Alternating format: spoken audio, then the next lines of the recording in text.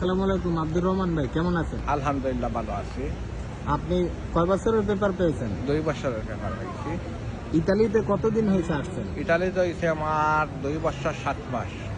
কিভাবে এসেছিলেন ইতালিতে? আমি তো আইছিলাম পংসার কাগজে, বাদে আমার পংসার কাগজ হয় না, এরপরে আমি মনে করো আসিলাম পলিটিক্যাল মারছি স্পন্সর এসেছিলেন? স্পন্সারে। ওকে, আপনি থাকেন কোথায়? আমি থাকি নেপালে পিয়াসলা। পিয়াসোলা। এখন দেশে যাবেন কবে?